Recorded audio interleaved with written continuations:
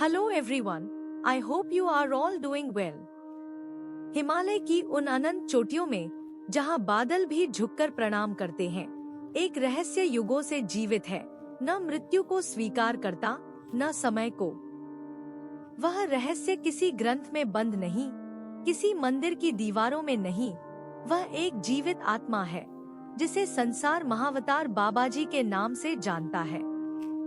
परमहंस योगानंद ने जब योगी की आत्मकथा लिखी तो उन्होंने केवल एक जीवन की कहानी नहीं लिखी, उन्होंने उस दिव्य धारा का वर्णन किया जो सदियों से मानवता को मुक्ति की ओर खींचती आ रही है।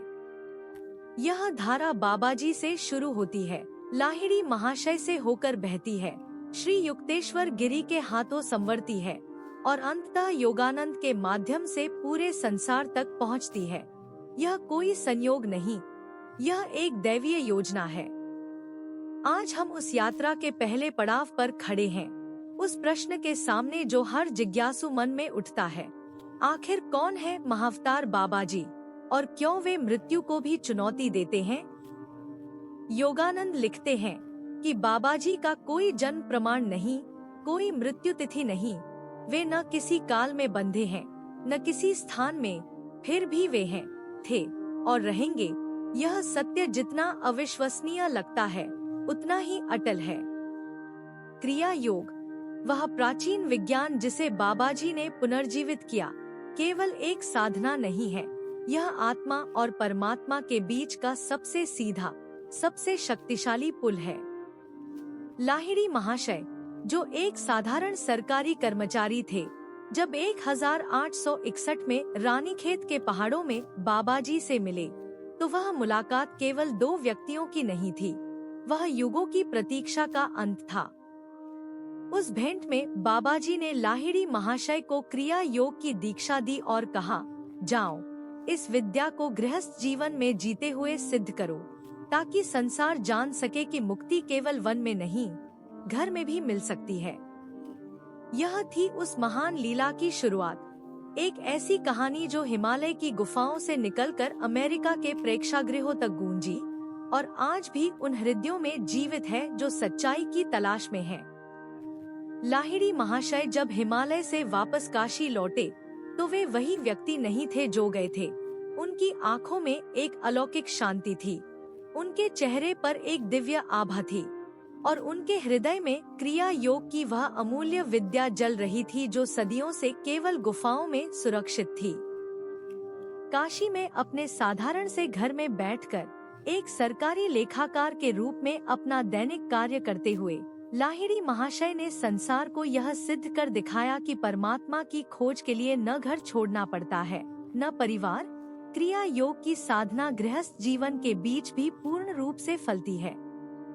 उनके पास आने वाले शिष्यों में हर वर्ग के लोग थे, पंडित और मजदूर, राजा और सेवक, हिंदू और मुसलमान, और बाबाजी की यही इच्छा थी कि क्रिया योग किसी एक संप्रदाय की सीमा में बंद न रहे, बल्कि समस्त मानवता का धन बने।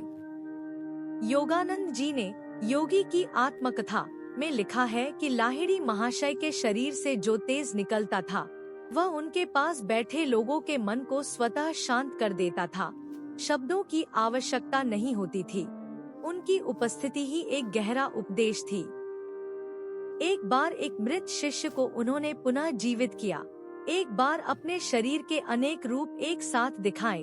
ये चमत्कार उन्होंने कभी प्रदर्शन के लिए नहीं किए, बल्कि ये घटनाएं स्वाभाविक रूप से घटती थी, जैसे सूर्य के आने पर अंधेरा स्वयं छंट जाता है। लाहिड़ी महाशय के सबसे महान शिष्यों में से एक थे युक्तेश्वर गिरी, जिन्हें आगे चलकर स्वामी श्री युक्तेश्वर के नाम से जाना गया। एक ऐसे गुरु जिनकी बुद्धि इतनी तीव्र थी कि वे वेद, ज्योतिष और आधुनिक विज्ञान को एक ही दृष्टि से देखते थे। श्री युक्तेश्वर जी ने सेरामपुर में अपना आश्रम स्थापित किया और वहां उन्होंने एक ऐसे विद्यार्थी की प्रतीक्षा की जो उनकी सबसे कठिन परीक्षाओं को पार कर सके, और वह विद्यार्थी था मुकुंदलाल घोष, जो आगे चलकर परमहंस योगानंद के रूप में विश्व विख्यात हुआ। योगानंद जी बचपन से ही असाधारण थे, उनकी माँ ने उनके जन्म से पहले ही एक महान योगी से आशीर्वाद लिया था और बालक मुकुंद को दिव्य दर्शन और समाधि की अनुभूतियाँ उस आयु में होती थी जब अन्य बच्चे केवल खेल में मग्न रहते हैं। जब पहली बार मुकुंद और श्रीयुक्तेश्वर की दृष्टि मिली तो दोनों को एक ऐसी पहचान का अनुभव हुआ जो इस जन्म की नहीं बल्कि अनेक जन्मों की थी। यह वही गुरु शिष्य संबंध था जिसके लिए आत्मा बार बार जन्म लेती है। और इस पूरी परंपरा के पीछे हिमालय की उन अदृश्य ऊंचाइयों में बाबाजी का वह अमर संकल्प था कि जब जब मानवता को आवश्यकता होगी, क्रिया योग का यह दिव्य ज्ञान पुनः प्रकट होगा। और यह संकल्प आज भी उतना ही जीवित है जितना उस दिन था जब बाबाजी ने लाहिड़ी महाशय को रानीखेत की उस पवित्र रात्रि में दीक्षा दी थी। श्रीयुक्तेश्वर गिरी का आश्रम सेरामपुर में स्थित था, एक ऐसा स्थान जहां शांति केवल वातावरण में नहीं बल्कि दीवारों की एक एक ईंट में समाई हुई थी। वहां आने वाला हर शिष्य अनुभव करता था कि यहाँ कुछ ऐसा है जो इंद्रियों से परे है, जो शब्दों में नहीं बंधता। योगानंद लिखते हैं कि गुरुजी की आंखें जब किसी शिष्य पर पड़ती थी तो ऐसा लगता था जैसे वे आत्मा की गहराई तक पढ़ रहे हों। कोई भाव, कोई विचार, कोई संशय छुपाना संभव नहीं था। यह दृष्टि दंड नहीं थी, यह उस असीम करुणा की अभिव्यक्ति थी जो सच्चा गुरु अपने शिष्य के प्रति रखता है। श्रीयुक्तेश्वर स्वयं लाहिड़ी महाशय के प्रत्यक्ष शिष्य थे और उन्होंने क्रिया योग की उस पवित्र अग्नि को अपने हृदय में इस प्रकार धारण किया था कि वर्षों बाद भी वह ज्वाला तनिक भी मंद नहीं पड़ी थी। लाहिड़ी महाशय ने जो बीज बोया था, श्रीयुक्तेश्वर उसे एक विशाल वृक्ष में परिवर्तित कर रहे थे। सेरामपुर आश्रम में योगानंद को एक ऐसी अनुशासित साधना का परिचय मिला जो बाहर से कठोर किंतु भीतर से परम मधुर थी। गुरुजी कभी कभी ऐसे प्रश्न पूछते जो शिष्य को बेचैन कर देते, परंतु वही बेचैनी, वही चुनौती आत्मा के विकास का मार्ग बन जाती थी। एक बार योगानंद ने गुरुजी से पूछा कि क्या वे कभी बाबाजी से मिले हैं, और श्रीयुक्तेश्वर के मुख पर जो भाव आया वह किसी साधारण स्मृति का भाव नहीं था। वह भाव था उस परम सत्ता के प्रति असीम कृतज्ञता का जिसने उन्हें इस दिव्य परंपरा का वाहक बनाया था। श्रीयुक्तेश्वर ने बताया कि इलाहाबाद के कुंभ मेले में एक असाधारण भेंट हुई थी, जब एक तेजस्वी युवा सन्यासी उनके समक्ष प्रकट हुए और उनसे कहा कि उनके जीवन का एक विशेष उद्देश्य है। वह सन्यासी और कोई नहीं, स्वयं महाअवतार बाबाजी थे, जो अपने अमर शरीर में उसी दिव्य रूप में उनके सामने खड़े थे। बाबाजी ने उस भेंट में श्रीयुक्तेश्वर को एक महत्वपूर्ण कार्य सौंपा था। पूर्व और पश्चिम के आध्यात्मिक ग्रंथों में जो एकता है उसे एक पुस्तक में प्रकट करना, और वह पुस्तक थी कैवल्य दर्शनम अर्थात द होली साइंस। यह कार्य बाबाजी ने स्वयं श्रीयुक्तेश्वर को सौंपा था जैसे कोई दिव्य आदेश हो, और श्रीयुक्तेश्वर ने उसे पूर्ण समर्पण से स्वीकार किया। श्रीयुक्तेश्वर ने कैवल्य दर्शनम में यह सिद्ध किया कि पतंजलि के योगसूत्र और ईसाई बाइबल के मूल संदेश में कोई विरोध नहीं, दोनों एक ही परम सत्य की ओर संकेत करते हैं। यह ग्रंथ किसी साधारण विद्वान की रचना नहीं थी, यह एक सिद्ध गुरु की आत्मा से उपजी वह कृति थी जो बाबाजी की इच्छा से संसार में आई। और जब यह ग्रंथ पूर्ण हुआ तो बाबाजी पुनः प्रकट हुए, इस बार प्रयाग के उसी पवित्र संगम के निकट, और उन्होंने श्रीयुक्तेश्वर के कार्य को देखकर आशीर्वाद दिया। यह भेंट किसी को ज्ञात नहीं थी, कोई साक्षी नहीं था, केवल दो आत्माएं थी, एक अमर गुरु और उनका शिष्य, और उनके बीच बहता हुआ वह दिव्य संवाद जो शब्दों से परे था। अब प्रश्न उठता है, यह महाअवतार बाबाजी आखिर है कौन? उनका कोई जन्म प्रमाण नहीं, कोई जाति नहीं, कोई गोत्र नहीं, वे किसी युग में बंधे नहीं हैं। योगानंद जी ने लिखा है कि बाबा जी का रूप सदैव एक तेजस्वी युवा का है, न वृद्धावस्था, न मृत्यु, न पुनर्जन्म। वे उस अवस्था में स्थित हैं जहां काल की कोई सत्ता नहीं पहुंचती। लाहिड़ी महाशय ने एक बार अपने शिष्यों को बताया था कि बाबा जी के दर्शन कोई संयोग नहीं होते, वे स्वयं तय करते हैं कि किसे, कब और कहां दर्शन देने हैं। उनकी उपस्थिति में एक ऐसा प्रकाश होता है जो आँखों से नहीं, आत्मा से अनुभव होता है, और जो एक बार उस प्रकाश में स्नान कर ले, वह जीवन भर उसकी स्मृति को अपने हृदय में संजोए रहता है। योगानंद जी ने ऑटोबायोग्राफी ऑफ ए योगी में एक अत्यंत रोमांचक प्रसंग का उल्लेख किया है, जब राम गोपाल मुजुमदार, जिन्हें निद्राहारी संत कहा जाता था, उन्होंने बाबा जी के दर्शन की कथा सुनाई। वे बता रहे थे कि किस प्रकार एक रात्रि में, जब हिमालय की कंदराएं शांत थीं, बाबा जी ने अपने शिष्यों के एक समूह को एक अलौकिक अग्नियज्ञ में सम्मिलित किया, और उस अग्नि की लपटों में जो ऊर्जा थी, वह किसी साधारण आग की नहीं थी। उस यज्ञ में बाबा जी ने एक शिष्य को जलती हुई मशाल से स्पर्श किया, और शिष्य के मुख से भय नहीं, आनंद की ध्वनि निकली। बाबा जी ने कहा था, तुम शुद्ध हो गए, आज तुम्हारा पुराना कर्म भस्म हो गया। यह कोई रूपक नहीं था, यह उस महागुरु की वास्तविक शक्ति थी जो शिष्य के संचित कर्मों को क्षण भर में भस्म कर सकते थे। वह अग्नियज्ञ केवल एक धार्मिक अनुष्ठान नहीं था, वह बाबा जी की उस असीम करुणा का प्रकटीकरण था जो अपने शिष्यों के जन्म जन्मांतर के बंधनों को एक ही क्षण में काट देती थी। राम गोपाल मुजुमदार ने आगे बताया कि उस रात्रि जब यज्ञ की ज्वाला शांत हुई, तो बाबा जी के मुख पर एक दिव्य मुस्कान थी, जैसे कोई पिता अपने पुत्र की परीक्षा पूर्ण होते देख प्रसन्न हो। उस शिष्य की आंखों में आंसू थे, पर वे वेदना के नहीं, मुक्ति के आंसू थे, जैसे वर्षों का बोझ एक पल में उतर गया हो। इस प्रसंग को समझने के लिए हमें कर्म की उस गहरी अवधारणा को जानना होगा जिसे योगानंद जी ने अपनी पुस्तक में बार बार स्पर्श किया है। कर्म केवल कार्य कारण का नियम नहीं है, यह आत्मा पर उन संस्कारों की परत है जो जन्म जन्म से जमती रहती है, और जिन्हें एक सिद्ध गुरु ही पूर्णतः शुद्ध कर सकता है। बाबा जी की यह शक्ति उन्हें सामान्य गुरुओं से पृथक करती है।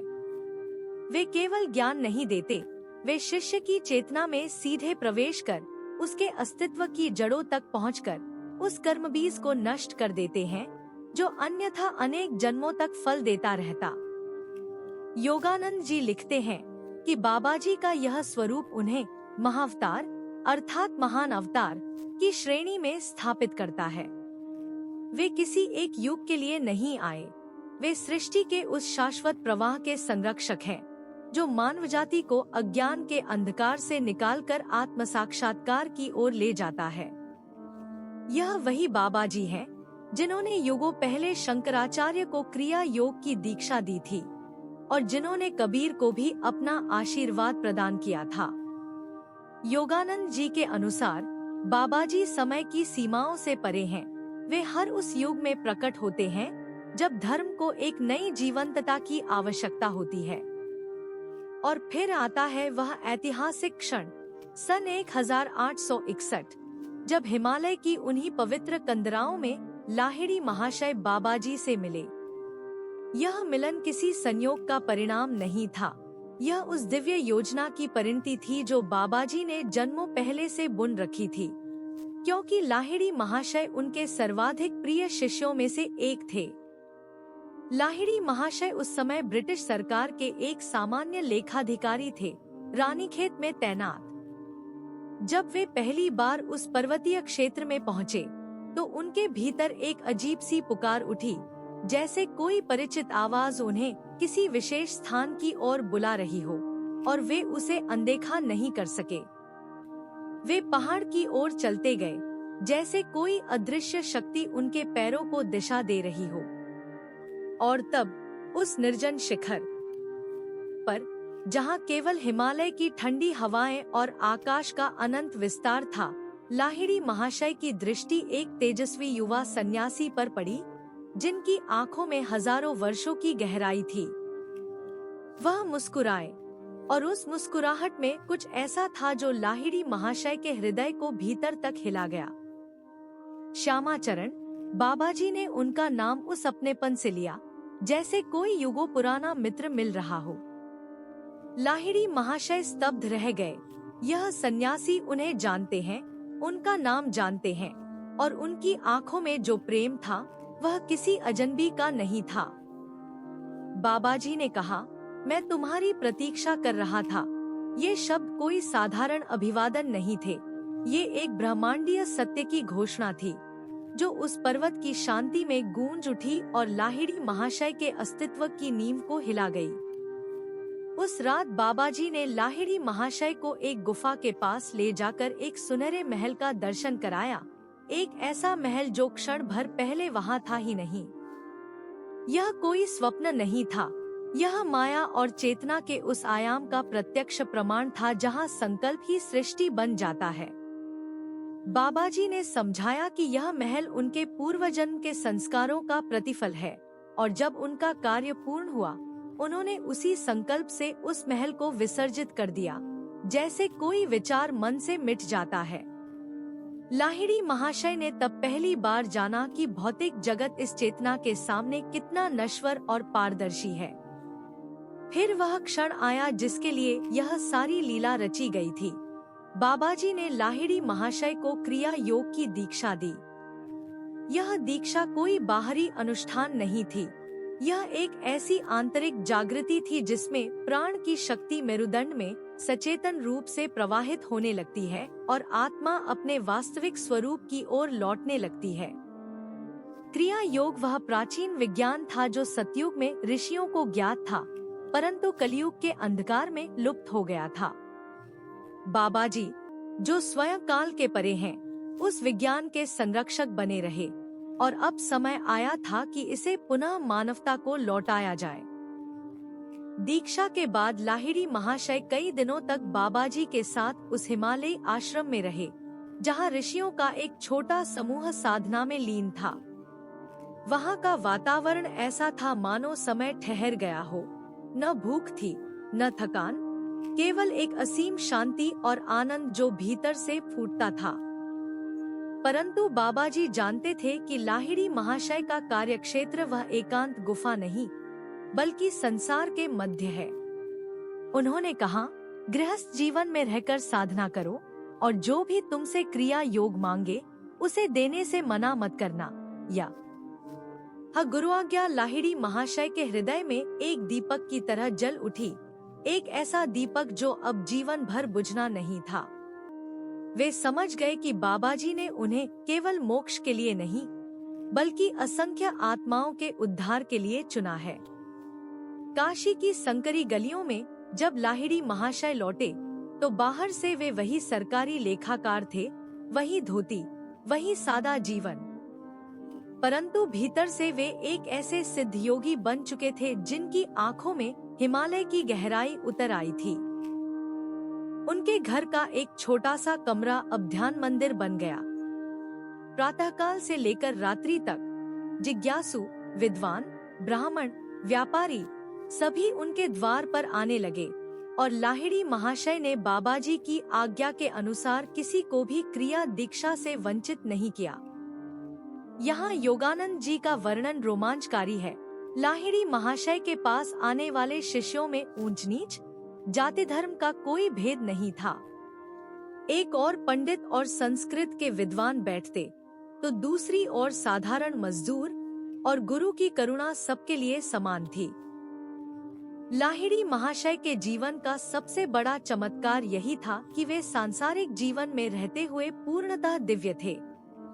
वे प्रतिदिन कार्यालय जाते, पत्नी और बच्चों के साथ रहते, और फिर भी उनकी चेतना उस अवस्था में स्थित रहती जहां साधारण मनुष्य केवल गहरी समाधि में पहुंचते हैं।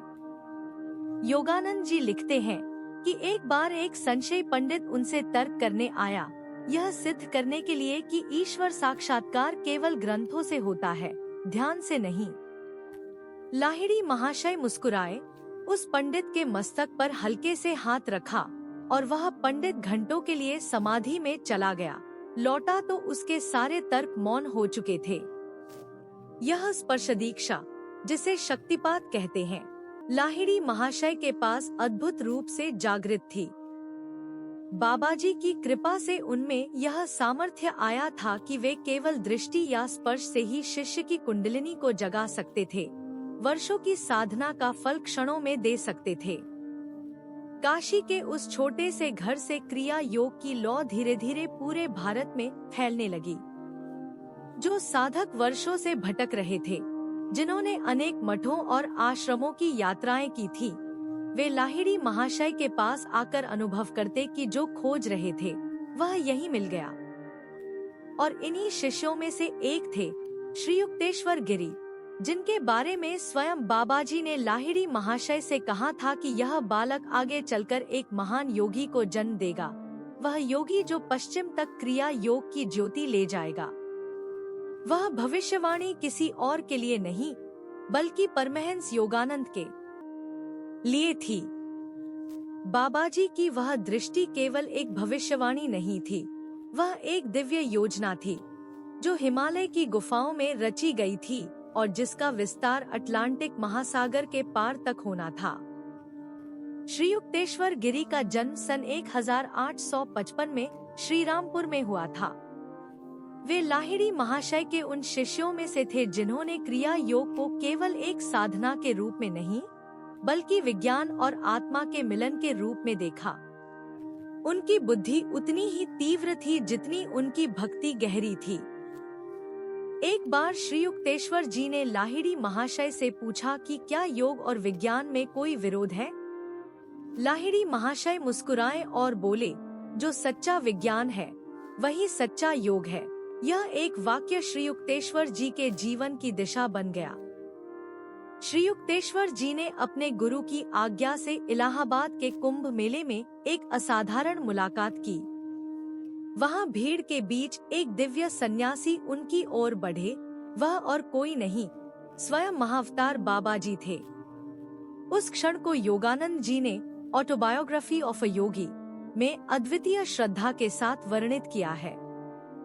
बाबाजी ने श्री युक्तेश्वर जी को एक विशेष कार्य सौंपा, एक ऐसी पुस्तक लिखना जो हिंदू शास्त्रों और ईसाई धर्म के बीच की एकता को प्रकट करे।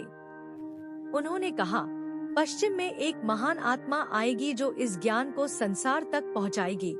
श्री युक्तेश्वर जी उस आदेश को लेकर श्रीरामपुर लौट आए और द होली साइंस की रचना आरंभ हुई। श्रीरामपुर का वह आश्रम, जिसे योगानंद जी ने सेरामपुर कहा, साधना और ज्ञान का एक अद्भुत केंद्र बन गया। श्री युक्तेश्वर जी वहाँ अपने शिष्यों को न केवल क्रिया योग सिखाते थे, बल्कि उनके चरित्र को भी शुद्ध अग्नि की तरह तपाते थे। उनका अनुशासन कठोर था, परंतु उनकी करुणा उससे भी गहरी थी। और फिर आया वह दिन जिसकी प्रतीक्षा बाबाजी की भविष्यवाणी कर रही थी। सन 1910 में एक किशोर मुकुंद लाल घोष श्री युक्तेश्वर जी के आश्रम के द्वार पर खड़ा था। उसकी आंखों में एक अजीब पहचान थी, जैसे वह पहली बार नहीं, बल्कि जन्म जन्मांतर के बाद लौटा हो। श्री युक्तेश्वर जी ने उस बालक को देखते ही कहा, तुम आ गए। न कोई परिचय, न कोई प्रश्न। गुरु और शिष्य का वह मिलन शब्दों से परे था। यह वही आत्मा थी जिसके बारे में बाबाजी ने दशकों पहले कहा था। यही था परमहंस योगानंद का जन्म एक शिष्य के रूप में। श्री युक्तेश्वर जी का शिक्षण अनूठा था। वे प्रेम और कठोरता को एक साथ बरतते थे, जैसे सोने को आग और हथौड़े दोनों की आवश्यकता होती है। योगानंद जी लंबे समय तक श्री युक्तेश्वर जी के श्रीरामपुर आश्रम में रहे, जहां हर सुबह की साधना, हर शाम का मौन और गुरु की एक तीखी दृष्टि, सब कुछ उन्हें भीतर से तराश रहा था। यह कोई साधारण पाठशाला नहीं थी, यहाँ आत्मा को पाठ्यक्रम बनाया जाता था। श्री युक्तेश्वर जी कभी कभी योगानंद जी को सार्वजनिक रूप से डांटते, उनकी त्रुटियां सबके सामने दिखाते और योगानंद जी का अहंकार परत दर परत जलकर राख होता जाता था। यही गुरु की सबसे बड़ी करुणा थी। वे शिष्य को आरामदायक भ्रम में नहीं रहने देते थे। एक बार योगानंद जी ने आश्रम छोड़कर हिमालय की ओर जाने का मन बनाया। वे संन्यास लेना चाहते थे, संसार से पूर्णतः विरक्त हो जाना चाहते थे। लेकिन श्री युक्तेश्वर जी ने उन्हें रोका और कहा कि उनका कार्य एकांत में नहीं, बल्कि संसार के बीच जाकर योग का संदेश फैलाने में है। श्री युक्तेश्वर जी ने योगानंद जी को ज्योतिष, वेदांत और पवित्र शास्त्रों की शिक्षा दी, पर सबसे गहरी शिक्षा थी समाधि। वह अवस्था जिसमें साधक का व्यक्तित्व विसर्जित हो जाता है और केवल ब्रह्मा शेष रहता है, उसे योगानंद जी ने गुरु की उपस्थिति में पहली बार अनुभव किया। श्री युक्तेश्वर जी स्वयं महाअवतार बाबा जी की उस अखंड परंपरा की एक कड़ी थे जो अदृश्य रूप से इस सृष्टि को संचालित करती है, और इस परंपरा का हर गुरु जानता था कि उसका शिष्य कौन होगा, कब आएगा और उसे कहाँ भेजना है। यह कोई संयोग नहीं, यह एक दिव्य क्रम था। 1915 में योगानंद जी ने संन्यास की दीक्षा ली और स्वामी योगानंद बने। यह वह क्षण था जब एक साधक औपचारिक रूप से ईश्वर को समर्पित हो गया। श्री युक्तेश्वर जी की आंखों में उस दिन एक अलग ही चमक थी, जैसे कोई कार्य पूर्ण हुआ हो। कुछ वर्षों बाद 1920 में श्री युक्तेश्वर जी ने योगानंद जी को अमेरिका जाने का आदेश दिया, पश्चिम को क्रिया योग का संदेश देने के लिए। यह आदेश सुनकर योगानंद जी के मन में संशय उठे, पर गुरु की वाणी में वह दृढ़ता थी जो बाबा जी की इच्छा की प्रतिध्वनि थी। बोस्टन में international Congress of religious liberals में जब योगानंद जी ने पहली बार पश्चिमी श्रोताओं के सामने बोला, तो वहाँ एक असाधारण मौन छा गया। हजारों मील दूर हिमालय की गुफाओं में बाबा जी की वह भविष्यवाणी पूरी हो रही थी। योगानंद जी का अमेरिका में पहला कदम केवल एक यात्रा नहीं थी, यह एक दिव्य नियति की शुरुआत थी। बोस्टन की उस सभा में जब उन्होंने अपने शब्दों में वेदांत और क्रिया योग की गहराई उंडेली, तो पश्चिमी मन, जो तर्क और विज्ञान में डूबा था, एक अनजाने आकर्षण से खिंचने लगा। अमेरिका में योगानंद जी ने देखा कि यहाँ के लोग भौतिक समृद्धि में होते हुए भी आत्मिक रिक्तता से पीड़ित हैं, ठीक वैसे ही जैसे बाबा जी ने शताब्दियों पहले देखा था। उन्होंने क्रिया योग को उस औषधि के रूप में प्रस्तुत किया जो पूर्व और पश्चिम दोनों की आत्मा को एक सूत्र में पिरो सके। न्यूयॉर्क, शिकागो, लॉस एंजेलिस, एक के बाद एक नगरों में योगानंद जी की वाणी गूंजती गई और हजारों जिज्ञासु उनके चरणों में आते गए। यह कोई साधारण प्रवचन यात्रा नहीं थी, यह बाबा जी के उस संकल्प की परिणति थी जो उन्होंने लाहिड़ी महाशय को दीक्षा देते समय लिया था। 1920 से लेकर अगले कई वर्षों तक योगानंद जी अमेरिका में रहे और 1925 में लॉस एंजेलिस में उन्होंने सेल्फ रियलाइजेशन फेलोशिप का मुख्यालय स्थापित किया, माउंट वाशिंगटन की पहाड़ियों पर। यह स्थान आज भी क्रिया योग की पश्चिमी तीर्थ भूमि है, जहां बाबा जी की ऊर्जा अदृश्य रूप से विराजमान है। इन्हीं वर्षों में दूर भारत में श्री युक्तेश्वर जी अपने शिष्य की प्रगति को उसी दिव्य दृष्टि से देख रहे थे जैसे एक दीपक अपनी लौ को देखता है। उन्हें पता था कि योगानंद जी पर जो उत्तरदायित्व है वह केवल गुरु का आदेश नहीं, बाबा जी का विश्व संकल्प है। और फिर वह क्षण आया जिसकी प्रतीक्षा थी। योगानंद जी वर्षों बाद भारत लौटे और श्री युक्तेश्वर जी से उनका वह मिलन हुआ जो शब्दों से परे था। गुरु ने शिष्य को देखा और उनकी आंखों में जो संतोष था, वह संतोष उस महायोगी का था जिसने जाना कि बाबा जी का वचन सिद्ध हो रहा है। 1935 में योगानंद जी पुनः भारत आए और इस यात्रा में उन्हें एक अलौकिक अनुभव हुआ जिसने उनके जीवन को और गहरा कर दिया। श्री युक्तेश्वर जी का महासमाधि में देहत्याग। पुरी के उस आश्रम में जब गुरु ने अंतिम श्वास ली, तो योगानंद जी को ऐसा लगा जैसे आकाश का एक स्तंभ टूट गया हो। परंतु यह अंत नहीं था, क्योंकि इस परंपरा में देह की मृत्यु आत्मा की विदाई नहीं होती। कुछ ही दिनों बाद मुंबई के एक होटल में योगानंद जी को श्री युक्तेश्वर जी का दिव्य पुनर्दर्शन हुआ, पूर्णतः जीवंत, दीप्तिमान और स्पर्श योग्य देह में। यह वह घटना है जिसे ऑटोबायोग्राफी ऑफ अ योगी का सबसे रहस्यमय और चमत्कारी अध्याय माना जाता है। श्री युक्तेश्वर जी ने योगानंद को बताया कि वे अब एक सूक्ष्म लोक में निवास करते हैं, जिसे हिरण्यलोक कहा जाता है, जहां उच्च कोटि की आत्माएं अपने सूक्ष्म कर्मों का शोधन करती हैं। यह लोक न स्वर्ग है, न पृथ्वी, यह चेतना का एक ऐसा आयाम है जो मनुष्य की साधारण कल्पना से परे है। श्री युक्तेश्वर जी की वाणी उतनी ही शांत और गंभीर थी जितनी उनके जीवन काल में थी। योगानंद जी ने अपनी आंखें मली, अपने हाथ से गुरु का स्पर्श किया, और वह स्पर्श वास्तविक था, ठोस था, जीवंत था। कोई भ्रम नहीं, कोई स्वप्न नहीं, बल्कि एक पूर्ण भौतिक अनुभव जो योगानंद जी ने अत्यंत विस्तार से ऑटोबायोग्राफी ऑफ अ योगी में लिखा है। इस क्षण ने उनकी आत्मा को वह प्रमाण दिया जो किसी शास्त्र से नहीं, केवल अनुभव से मिल सकता था।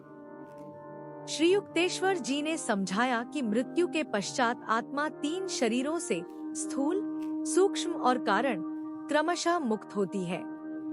जो महान योगी होते हैं वे सूक्ष्म जगत में भी सेवा करते हैं, शिष्यों का मार्गदर्शन करते हैं और परमात्मा की इच्छा के अनुसार कार्य करते रहते हैं।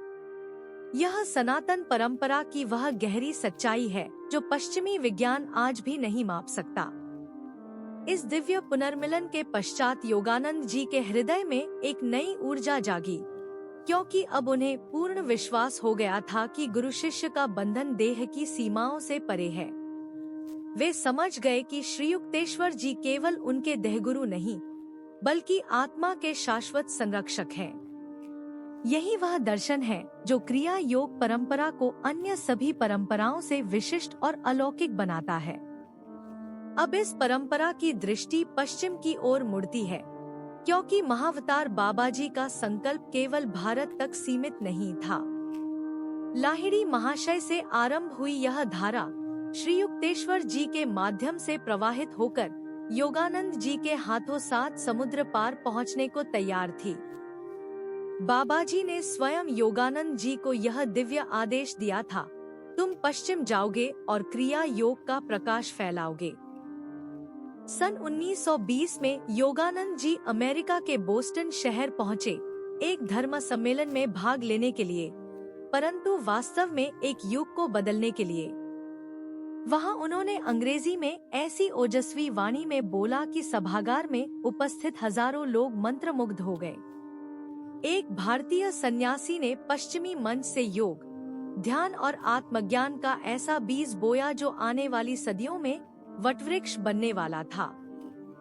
योगानंद जी ने अमेरिका में सेल्फ रियलाइजेशन फेलोशिप की स्थापना की, जो आज भी विश्व भर में लाखों साधकों को क्रिया योग की दीक्षा देती है। परंतु इस विशाल कार्य के पीछे एक अदृश्य हाथ था, महाअवतार बाबाजी का, जिन्होंने स्वयं योगानंद जी को इस दिव्य मिशन के लिए चुना था। अमेरिका की धरती पर योगानंद जी ने जो पहला व्याख्यान दिया, उसमें उन्होंने क्रिया योग को ईश्वर से मिलने का वैज्ञानिक मार्ग बताया। पश्चिमी श्रोता, जो धर्म को केवल विश्वास और श्रद्धा का विषय मानते थे, पहली बार एक ऐसे सन्यासी से मिले जो आत्मा की बात विज्ञान की भाषा में करता था। लॉस एंजलिस, शिकागो, न्यूयॉर्क, एक के बाद एक शहरों में योगानंद जी का नाम गूंजने लगा। उनके व्याख्यानों में हजारों की भीड़ उमड़ती थी और लोग घंटों प्रतीक्षा करते थे केवल उस एक भारतीय सन्यासी की वाणी सुनने के लिए, जिसकी आंखों में ब्रह्मांड की गहराई दिखती थी। योगानंद जी की सबसे बड़ी शक्ति थी उनका प्रेम, एक ऐसा प्रेम जो जाति, धर्म और राष्ट्रीयता की सीमाओं से परे था। वे अपने शिष्यों को यूनिवर्सल ब्रदरहुड, सार्वभौमिक भ्रातृत्व का संदेश देते थे, और यह संदेश उस समय के अमेरिका में एक क्रांति की तरह था। सन 1925 में लॉस एंजलिस के माउंट वॉशिंगटन पर सेल्फ रियलाइजेशन फेलोशिप का मुख्यालय स्थापित हुआ, एक ऐसी जगह जहां से क्रिया योग की गंगा पूरे पश्चिमी जगत में बहने लगी। यह स्थान योगानंद जी के लिए केवल एक कार्यालय नहीं था, यह उनका आश्रम था, उनका तीर्थ था, उनकी साधना भूमि थी। इन्हीं वर्षों में योगानंद जी ने अमेरिका के राष्ट्रपति केल्विन कूलिज से भेंट की और देश के अनेक महान वैज्ञानिकों, दार्शनिकों और कलाकारों से संवाद किया। उनकी उपस्थिति में लोग अनुभव करते थे कि कोई साधारण मनुष्य नहीं, बल्कि किसी दिव्य शक्ति का प्रतिनिधि उनके सामने खड़ा है। परंतु इस बाहरी वैभव के भीतर योगानंद जी की आत्मा सदैव अपने गुरु श्री युक्तेश्वर जी की याद में डूबी रहती थी। वे अक्सर कहते थे, मेरे गुरु का प्रत्येक शब्द मेरे जीवन का दीपक है और बाबा जी की कृपा वह सूर्य है जिससे यह दीपक प्रज्वलित है। सन 1935 में योगानंद जी पुनः भारत लौटे, वर्षों के बाद अपनी मातृभूमि की मिट्टी को स्पर्श करने के लिए। इस यात्रा में उन्होंने श्री युक्तेश्वर जी के चरणों में बैठकर वह अंतिम ज्ञान ग्रहण किया जो उनकी अमर पुस्तक ऑटोबायोग्राफी ऑफ अ योगी की नींव बनने वाला था। और फिर हुई वह घटना जिसने योगानंद जी के हृदय को हिला दिया। सन 1936 में पुरी में श्री युक्तेश्वर जी का महासमाधि में देहत्याग। उनके गुरु चले गए थे, परंतु उन्होंने जाते जाते भी एक रहस्य छोड़ा। कुछ दिनों बाद वे पुनः प्रकट हुए सूक्ष्म शरीर में और योगानंद जी को बताया कि मृत्यु एक भ्रम है और आत्मा अजरमर है। यह दिव्य संदेश योगानंद जी के जीवन का आधार स्तंभ बन गया और इसी सत्य को उन्होंने पश्चिम के हर कोने में फैलाया। उस क्षण योगानंद जी ने अपने गुरु को स्पर्श किया, उनसे लिपट गए और श्री युक्तेश्वर जी ने उन्हें हिरण्यलोक का वर्णन किया, वह सूक्ष्म जगत जहां उन्नत आत्माएं देहत्याग के पश्चात निवास करती हैं और अपनी आध्यात्मिक यात्रा को आगे बढ़ाती हैं। यह केवल एक व्यक्तिगत अनुभव नहीं था, यह पूरी मानवजाति के लिए एक संदेश था कि मृत्यु के पार भी जीवन है, चेतना है, प्रेम है। योगानंद जी ने इस दिव्य भेंट का विवरण अपनी आत्मकथा में इतनी सूक्ष्मता से लिखा कि पढ़ने वाले के रोंगटे खड़े हो जाते हैं। इन्हीं वर्षों में योगानंद जी की ऑटोबायोग्राफी ऑफ अ योगी आकार ले रही थी, एक ऐसी पुस्तक जो केवल एक जीवन कथा नहीं, बल्कि भारत की समस्त आध्यात्मिक परंपरा का सार थी। महाअवतार बाबाजी से लेकर लाहिड़ी महाशय तक, श्री युक्तेश्वर से लेकर स्वयं योगानंद तक, यह पुस्तक एक अखंड ज्ञान परंपरा का जीवंत दस्तावेज थी। सन 1946 में जब यह पुस्तक प्रकाशित हुई, तो पश्चिमी जगत में एक भूचाल सा आ गया। लोगों ने पहली बार जाना कि भारत के योगी केवल कहानियों में नहीं, बल्कि वास्तविकता में ऐसी शक्तियां रखते हैं जो विज्ञान की सीमाओं से परे हैं। यह पुस्तक आज भी लाखों जिज्ञासु आत्माओं के लिए आध्यात्मिक जागृति का द्वार है। परंतु इस पूरी परंपरा के मूल में सबसे गहरे, सबसे रहस्यमय स्थान पर आज भी वही अमर सत्ता विराजमान है जिन्होंने यह सब संभव किया। महाअवतार बाबाजी, जिनका न जन्मवर्ष ज्ञात है, न देहत्याग का कोई प्रमाण, वे आज भी हिमालय की किसी गुप्त घाटी में अपने दिव्य कार्य में संलग्न हैं। योगानंद जी ने लिखा है कि बाबाजी ने उन्हें स्वयं आशीर्वाद दिया था पश्चिम में क्रिया योग फैलाने के लिए, और यह आदेश किसी साधारण गुरु का नहीं, बल्कि उस अमर चेतना का था जो युगों से मानवजाति की आध्यात्मिक उन्नति के लिए कार्यरत है। बाबाजी का यह संकल्प आज भी उतना ही जीवंत है जितना हजारों वर्ष पहले था। क्रिया योग की यह दिव्य धारा बाबाजी से लाहिड़ी महाशय तक, श्री युक्तेश्वर से योगानंद जी तक, यह केवल एक परंपरा नहीं, बल्कि एक जीवंत आग है जो हर सच्चे साधक के हृदय में प्रज्वलित होती रहती है। श्री युक्तेश्वर गिरी, योगानंद जी के प्रत्यक्ष गुरु, वे व्यक्ति थे जिन्होंने इस दिव्य श्रृंखला की अगली कड़ी को थामा। सेरामपुर के एक साधारण से आश्रम में बैठकर उन्होंने दर्जनों शिष्यों को वह अनुशासन और ज्ञान दिया जो बाबाजी की परंपरा की आत्मा था। योगानंद जी लिखते हैं कि श्री युक्तेश्वर की दृष्टि में एक विचित्र तीव्रता थी, जैसे वे शब्दों से नहीं, आत्मा से बात करते हों। उनके साथ रहना एक तपस्या थी, क्योंकि वे भ्रम को क्षण भर भी जीवित नहीं रहने देते थे। श्री युक्तेश्वर ने अपना पूरा जीवन इस एक संकल्प को दिया कि क्रिया योग की विज्ञान सम्मत व्याख्या पश्चिम के बौद्धिक मन तक पहुँचे। उन्होंने द होली साइंस नामक ग्रंथ लिखा, जिसमें उन्होंने वेद और बाइबल की एकता को गणितीय सटीकता से सिद्ध किया।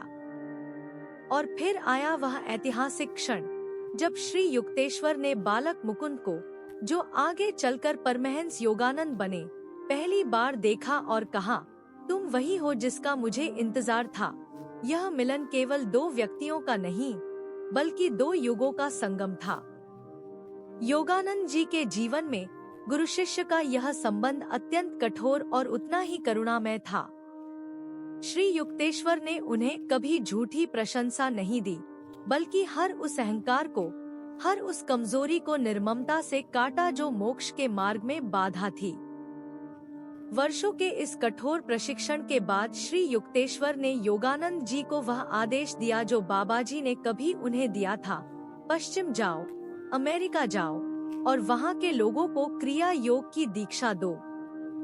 यह आदेश एक गुरु की इच्छा नहीं, बल्कि बाबाजी के उस शाश्वत संकल्प की अगली कड़ी था। 1920 में जब योगानंद जी अमेरिका के लिए रवाना हुए, तो वे अकेले नहीं थे।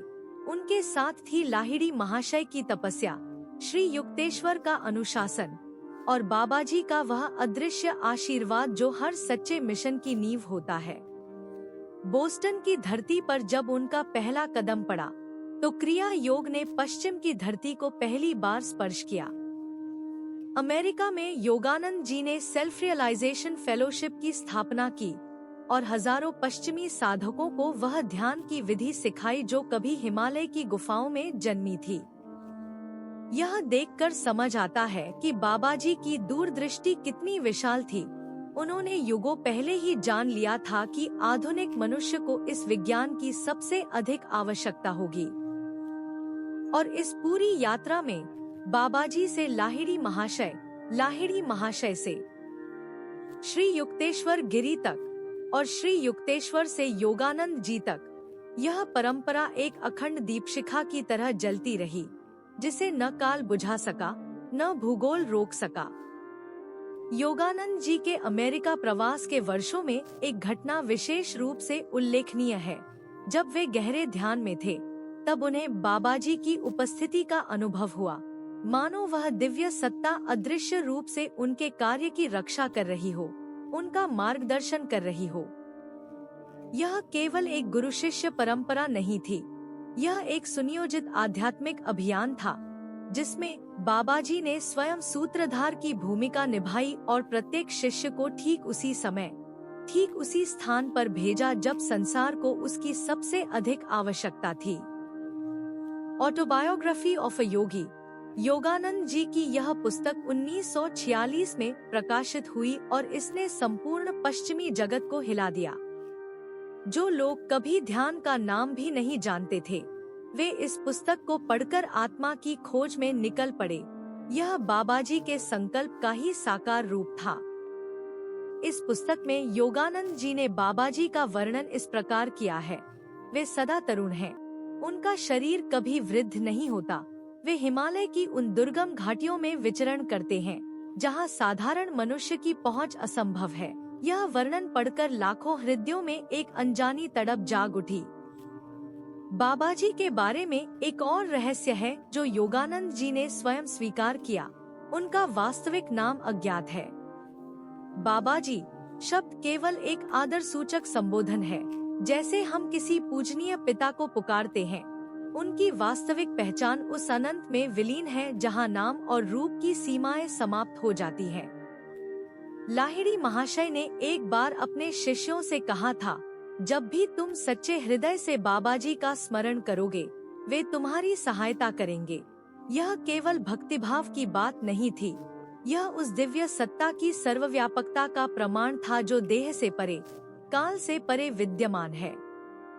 श्री युक्तेश्वर जी ने अपनी पुस्तक द होली साइंस में पूर्व और पश्चिम के आध्यात्मिक सत्यों की एकता को सिद्ध किया, और यह कार्य भी बाबा जी के उसी निर्देश का परिणाम था जो उन्होंने 1894 में कुंभ मेले में युक्तेश्वर जी को दिया था। बाबा जी ने कहा था, पूर्व और पश्चिम को एक पुल चाहिए और तुम वह पुल बनाओ। और जब योगानंद जी 1952 में इस नश्वर देह को त्यागने की तैयारी कर रहे थे, तब भी उनके मुख पर एक दिव्य शांति थी। वे जानते थे कि यह अंत नहीं है। उनका शरीर लॉस एंजल्स में 20 दिनों तक अविकृत रहा, जो स्वयं एक चमत्कार था और उनकी योग सिद्धि का प्रमाण। यह परंपरा बाबा जी से आरंभ होकर लाहिड़ी महाशय तक, श्री युक्तेश्वर तक और फिर योगानंद तक, यह परंपरा कोई साधारण गुरु शिष्य श्रृंखला नहीं थी। यह एक दिव्य ज्वाला थी जो युगों से प्रज्वलित है और कभी बुझती नहीं। इस परंपरा की सबसे अद्भुत विशेषता यह है कि इसमें ज्ञान केवल शब्दों में नहीं, बल्कि शक्तिपात और प्राणस्पर्श के माध्यम से एक आत्मा से दूसरी आत्मा में प्रवाहित होता है, जैसे एक दीपक से दूसरा दीपक जलता है, बिना पहले के प्रकाश को कम किए। बाबा जी ने लाहिड़ी महाशय को जब क्रिया योग की दीक्षा दी थी, तो उन्होंने कहा था कि यह विद्या संसार के लिए है, केवल सन्यासियों के लिए नहीं।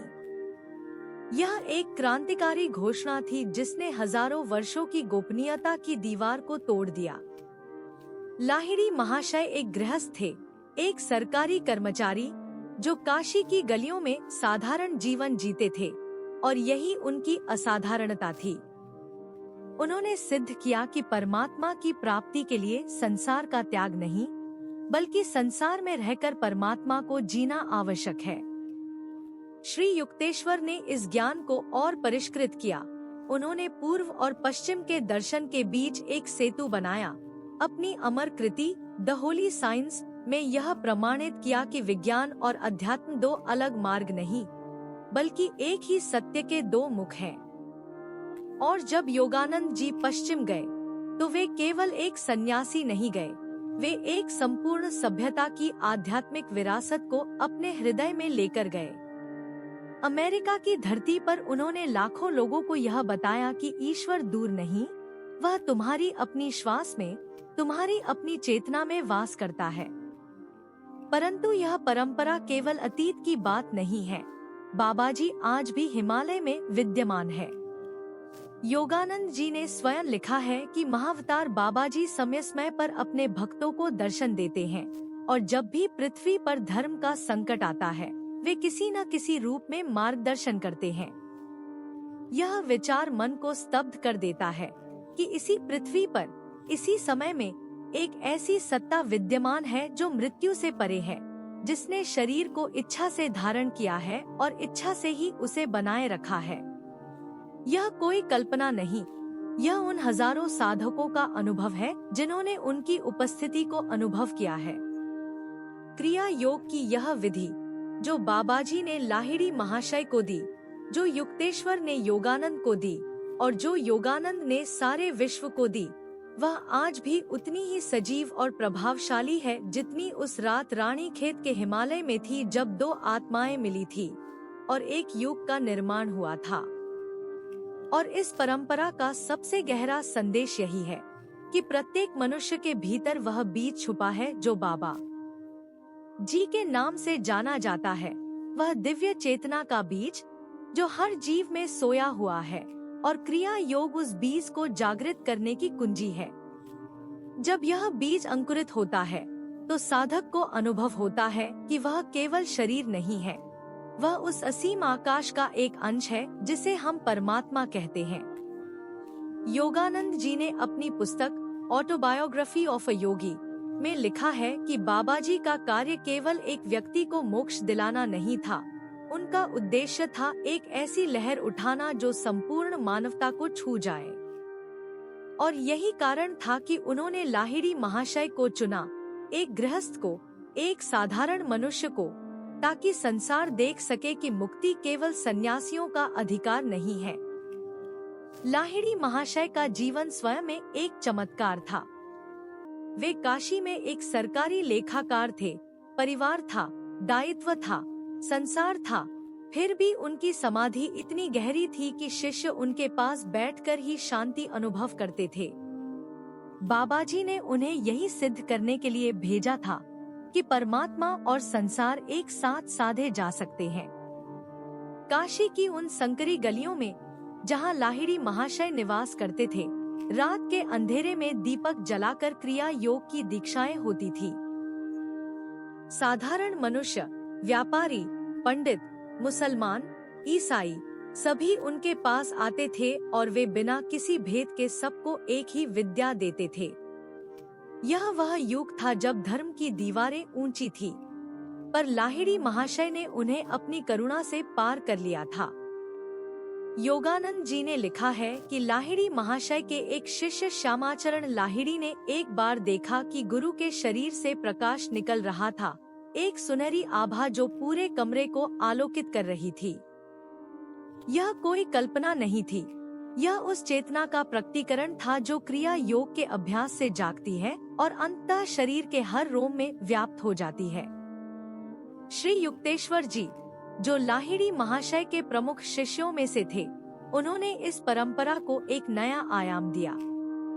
उन्होंने द होली साइंस नामक ग्रंथ लिखा, जिसमें उन्होंने सिद्ध किया कि हिंदू और ईसाई धर्म ग्रंथों का मूल सत्य एक ही है। यह वह दृष्टि थी जो बाबाजी ने स्वयं उन्हें दी थी कि सत्य किसी एक धर्म की संपत्ति नहीं है। योगानंद जब पहली बार श्री युक्तेश्वर से मिले, सेरामपुर की एक संकरी गली में, तो गुरु ने शिष्य को देखते ही कहा था कि तुम बहुत देर से आए। इस एक वाक्य में वह सारा रिश्ता समाया था जो जन्मों पुराना था, जो बाबाजी ने बनाया था, जो परमात्मा की योजना का हिस्सा था। योगानंद ने लिखा कि उस क्षण उनकी आंखों में आंसू आ गए थे। श्री युक्तेश्वर का आश्रम सेरामपुर में था, शांत, अनुशासित और एक अजीब दिव्यता से भरा हुआ। वहाँ गुरु का जीवन एक खुली किताब थी। वे हर शिष्य को उसकी कमजोरी के दर्पण में दिखाते थे और यही उनकी सबसे बड़ी शिक्षा थी। योगानंद को वहाँ अनुशासन मिला, तर्क मिला और वह आध्यात्मिक कठोरता मिली जो बाबाजी की परंपरा की नींव थी। श्री युक्तेश्वर कभी कभी बिना कारण बताए योगानंद को डांटते थे, सार्वजनिक रूप से, कठोर शब्दों में, और योगानंद आहत हो जाते थे। लेकिन बाद में समझ आता था कि वह डांट अहंकार की एक एक परत को छीलने की प्रक्रिया थी, जो किसी शल्य चिकित्सक जैसी सटीक थी। एक बार योगानंद ने गुरु से पूछा कि क्या वे कभी गलती करते हैं, और श्री युक्तेश्वर मुस्कुराए, फिर बोले कि जो व्यक्ति अपनी गलती देख सकता है, वह पहले से ही उससे आधा मुक्त हो चुका है। यह एक वाक्य नहीं था, यह एक पूरी दर्शन प्रणाली थी। श्री युक्तेश्वर ने होली साइंस, पवित्र विज्ञान नामक ग्रंथ लिखा था, जिसमें उन्होंने वेद और बाइबल की शिक्षाओं में एक सूत्र खोजा था। बाबाजी ने ही उन्हें यह कार्य सौंपा था, पूर्व और पश्चिम के बीच एक आध्यात्मिक सेतु बनाने का महान दायित्व। यह सेतु केवल बौद्धिक नहीं था, यह आत्मा की भाषा में लिखा गया था।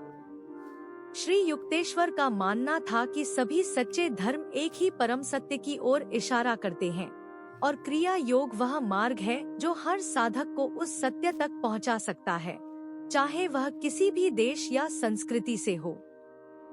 वर्षों की साधना के बाद योगानंद को गुरु ने एक दिन बुलाया और कहा, अब तुम्हारा कार्य पश्चिम में है।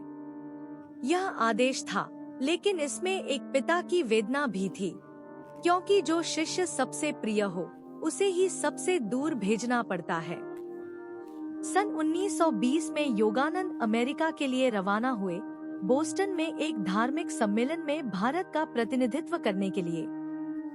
लेकिन यह केवल एक सम्मेलन नहीं था, यह बाबाजी के उस वचन की पूर्ति थी जो उन्होंने लाहिड़ी महाशय को दिया था कि क्रिया योग एक दिन पूरी दुनिया में फैलेगा।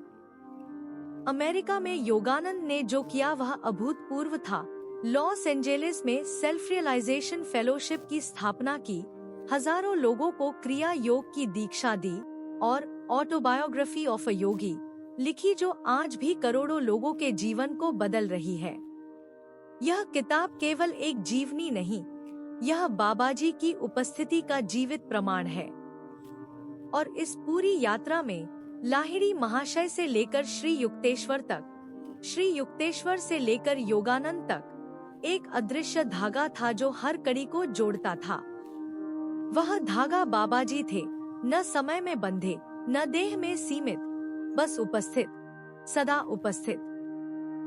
योगानंद ने लिखा है कि जब वे पश्चिम में थे तब भी कभी कभी वह अनुभूति होती थी कि बाबाजी कहीं निकट हैं, एक अदृश्य उपस्थिति जो न देखी जा सके, न छुई जा सके, पर अनुभव की जा सके, जैसे दीपक के बुझ जाने के बाद भी कमरे में उसकी गर्माहट बची रहती है।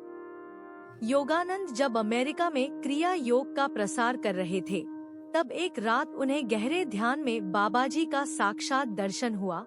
वही दिव्य रूप, वही शांत नेत्र, वही मुस्कान जो सहस्र वर्षों की करुणा को समेटे हुए थी। बाबाजी ने केवल इतना कहा, तुम्हारा कार्य मेरी इच्छा है।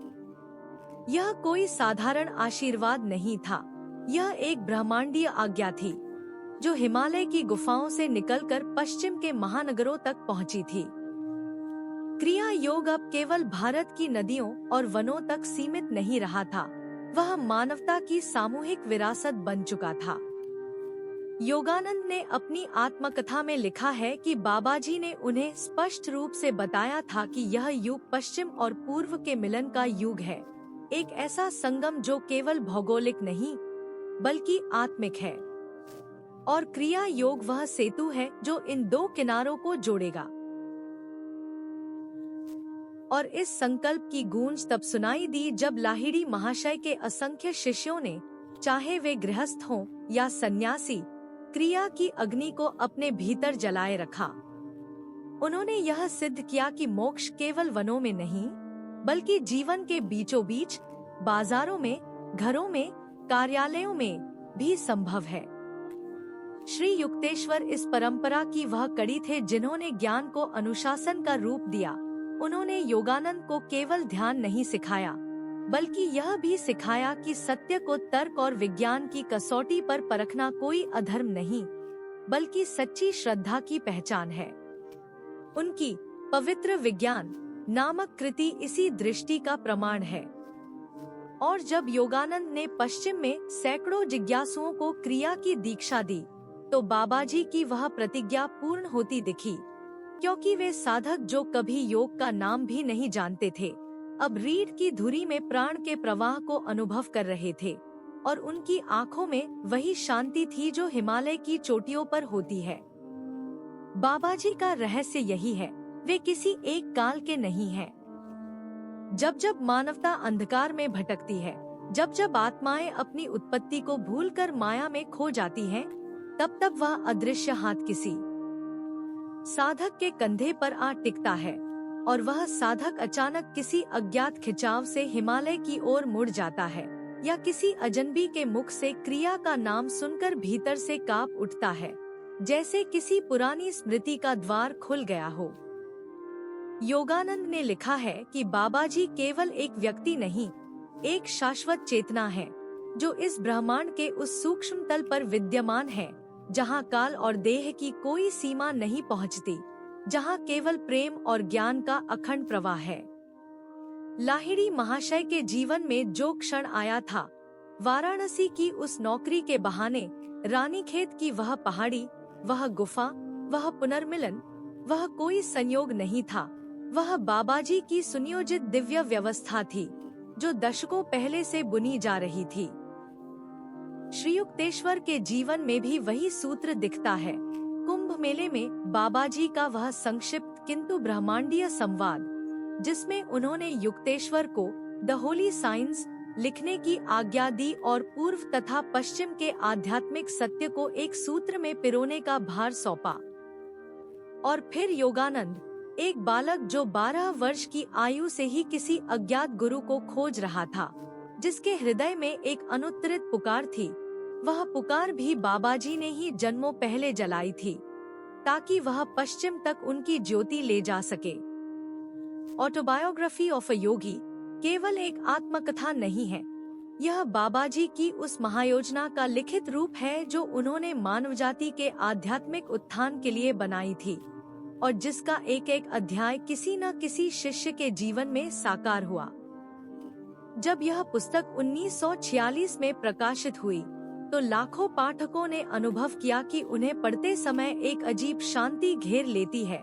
कुछ ने तो यहाँ तक कहा कि पुस्तक खोलते ही उनके कमरे में एक सूक्ष्म सुगंध फैल जाती थी, जैसे कोई दिव्य उपस्थिति वहाँ आ गई हो।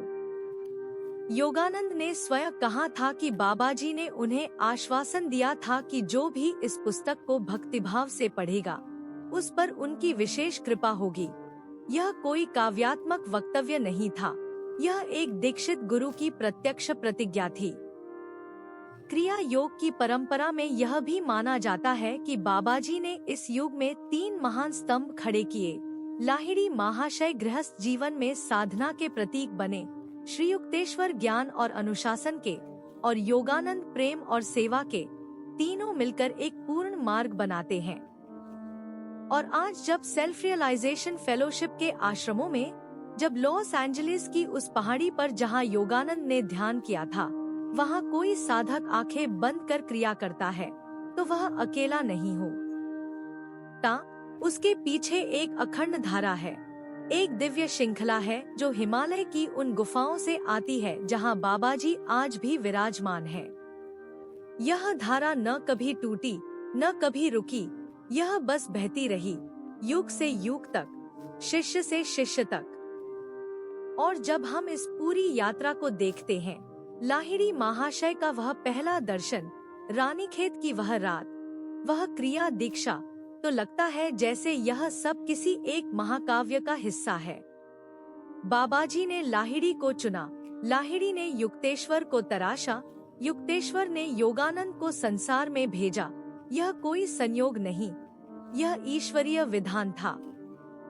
योगानंद ने अपनी आत्मकथा में लिखा है कि बाबाजी केवल एक व्यक्ति नहीं है, वे एक शक्ति हैं, एक चेतना है जो इस पृथ्वी पर मानवता की रक्षा के लिए सदा जागृत है। जब भी धर्म का क्षरण होता है, जब भी आत्माएं भटकती हैं, बाबाजी की उपस्थिति उन्हें मार्ग दिखाती है, बिना किसी आडंबर के, बिना किसी घोषणा के। इस परंपरा की सबसे गहरी बात यह है कि इसमें कोई बाहरी आडंबर नहीं है, न भव्य मंदिर, न विशाल जुलूस, न सोने के सिंहासन। बाबाजी की शिक्षा सीधे श्वास में है, प्राण में है, उस मौन में है जो ध्यान के बाद आता है, वह मौन जहाँ परमात्मा स्वयं बोलता है। क्रिया योग की यह विशेषता है कि यह किसी एक धर्म, एक जाति, एक देश का नहीं है। योगानंद ने अमेरिका में जो बीज बोए, वे आज विश्व के हर कोने में वृक्ष बन चुके हैं, और उन सब की जड़ें उसी एक हिमालयी मिट्टी में हैं, जहां बाबाजी ने लाहिड़ी को गले लगाया था।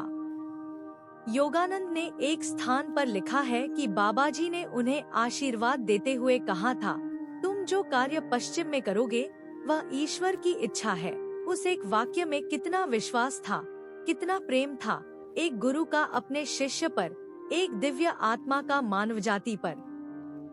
और आज जब कोई साधक, चाहे वह टोक्यो में हो, लंदन में हो, या किसी छोटे से भारतीय गांव में क्रिया की सांस लेता है और उसे भीतर कोई शांति मिलती है, तो वह शांति बाबाजी का ही स्पर्श है। वह अनुभव किसी पुस्तक से नहीं आता, किसी सिद्धांत से नहीं, वह सीधे उस अमर चेतना से आता है। इस पूरी यात्रा का सबसे रहस्यमय पहलू यही है कि बाबाजी कभी प्रकट नहीं होना चाहते। वे प्रसिद्धि से परे हैं, नाम से परे हैं, रूप से भी परे हैं। योगानंद लिखते हैं कि उनके दर्शन एक विशेष कृपा है, जो तब मिलती है जब कोई आत्मा सच में तैयार होती है, न एक क्षण पहले, न एक क्षण बाद। और इसीलिए यह कहानी कभी समाप्त नहीं होती। जब तक यह पृथ्वी है, जब तक कोई एक भी मनुष्य मुक्ति की प्यास लिए बैठा है, बाबा जी की यह लीला चलती रहेगी। तो फिर यह प्रश्न उठता है, इस अमर लीला का अंत कहाँ है? और उत्तर वही है जो योगानंद ने अपनी पूरी आत्मकथा में बुना है, इसका कोई अंत नहीं, क्योंकि जो कभी जन्मा नहीं वह कभी मरता नहीं।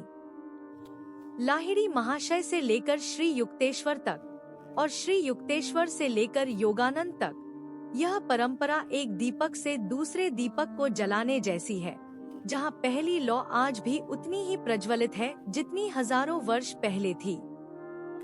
योगानंद लिखते हैं कि जब उन्होंने पश्चिम में क्रिया योग का प्रचार किया तो उन्हें स्वयं बाबा जी का आशीर्वाद प्राप्त था।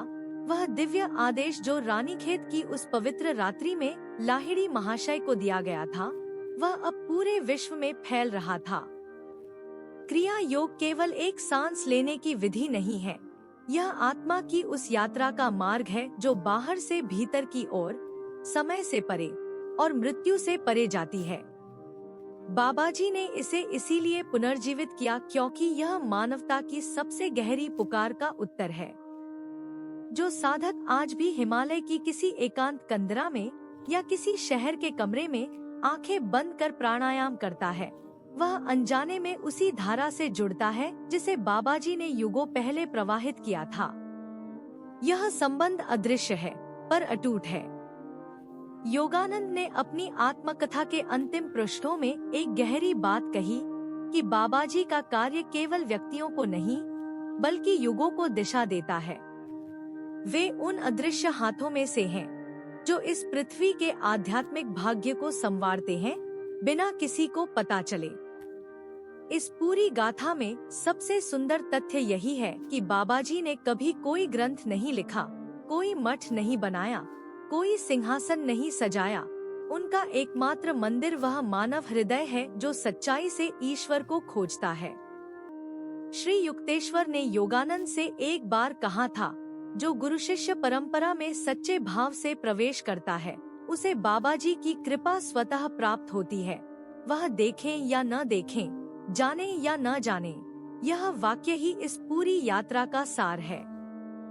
और अब जब यह महागाथा अपने अंतिम चरण की ओर बढ़ रही है तो मन में एक अजीब शांति उतरती है, जैसे किसी ने कंधे पर हाथ रखा हो, जैसे कोई अदृश्य उपस्थिति कह रही हो कि तुम अकेले नहीं हो इस खोज में। बाबा जी आज भी हैं, किसी के ध्यान में, किसी की सांस में, किसी की आंखों के उस आंसू में जो परमात्मा को याद करते हुए गिरता है। यही उनकी अमरता है, यही उनका चमत्कार है और यही इस कहानी का वह सत्य है जिसे शब्दों से नहीं केवल अनुभव से जाना जा सकता है। तो यही है वह पूर्णता का क्षण जब साधक और सिद्ध के बीच की दूरी मिट जाती है, जब गुरु और शिष्य एक ही चेतना के दो छोर बन जाते हैं। योगानंद जी ने अपनी ऑटोबायोग्राफी ऑफ अ योगी में यही रहस्य उजागर किया कि बाबा जी कोई इतिहास की धुंध में खोया नाम नहीं, बल्कि एक जीवंत, स्पंदित, शाश्वत सत्ता है जो इस क्षण भी उतनी ही सक्रिय है जितनी हजारों वर्ष पहले थी। लाहिड़ी महाशय को जब पहली बार रानीखेत के उस हिमालय एकांत में बाबा जी के दर्शन हुए थे, तब एक साधारण सरकारी कर्मचारी की आत्मा अचानक अपने दिव्य उद्देश्य से जुड़ गई थी। वह मिलन केवल दो व्यक्तियों का नहीं था, वह युगों की प्रतीक्षा का अंत था, एक ऐसे करार का पूरा होना जो किसी पूर्व जन्म में हुआ था और जिसकी स्याही समय से परे लिखी गई थी। श्री युक्तेश्वर जी ने इसी परंपरा को अपने कठोर अनुशासन और असीम प्रेम के संतुलन से आगे बढ़ाया। उन्होंने योगानंद जी जैसे उद्दाम, भावुक और जिज्ञासु शिष्य को गढ़ा, ठीक वैसे जैसे एक कुशल शिल्पी पाषाण में से देवता प्रकट करता है। सेरामपुर के उस आश्रम में जो साधना हुई, वह केवल एक शिष्य की तैयारी नहीं थी, वह पूरे पश्चिमी जगत के लिए एक द्वार खोलने की पूर्व भूमिका थी। और फिर योगानंद जी पश्चिम गए, अमेरिका की उस धरती पर जहां भौतिकता का साम्राज्य था, जहां आत्मा की भाषा अपरिचित थी, और वहां उन्होंने क्रिया योग का वह दीपक जलाया जिसकी लौ आज लाखों हृदयों में कंपित है। यह बाबाजी का ही संकल्प था जो योगानंद जी की देह में बोलता था, चलता था, प्रेम करता था। ऑटोबायोग्राफी ऑफ अ योगी, वह ग्रंथ जो 1946 में प्रकाशित हुआ, केवल एक जीवन कथा नहीं है। वह एक आध्यात्मिक मानचित्र है जिसे बाबाजी ने स्वयं अनुमोदित किया। योगानंद जी ने लिखा कि बाबाजी ने उन्हें आशीर्वाद दिया था कि यह पुस्तक उन सभी आत्माओं तक पहुंचेगी जो ईश्वर को खोज रही हैं, और सचमुच दशकों बाद भी यह पुस्तक लाखों जीवन बदल रही है। इस पूरी गाथा का सबसे गहरा सत्य यह है कि बाबाजी ने कभी किसी एक धर्म, एक देश, एक काल को नहीं चुना। उन्होंने चुना मानवता को, उस असीम चेतना को जो हर श्वास में, हर तारे में, हर प्रेम के स्पर्श में धड़कती है। क्रिया योग उनका वह उपहार है जो बिना किसी भेदभाव के हर उस साधक को मिलता है जो सच्चे मन से मांगता है। जो लोग आज भी हिमालय की उन वादियों में जाते हैं, जो उन गुफाओं के पास बैठकर ध्यान करते हैं, जो रात के एकांत में क्रिया की सांस लेते हैं, वे सब अनजाने में उस अटूट धागे को थामे हुए हैं जो बाबाजी से लाहिड़ी महाशय से श्री युक्तेश्वर से योगानंद जी तक और फिर हम तक चला आया है। यह धागा Until next time, keep your heart open and your mind quiet and look for the answers within.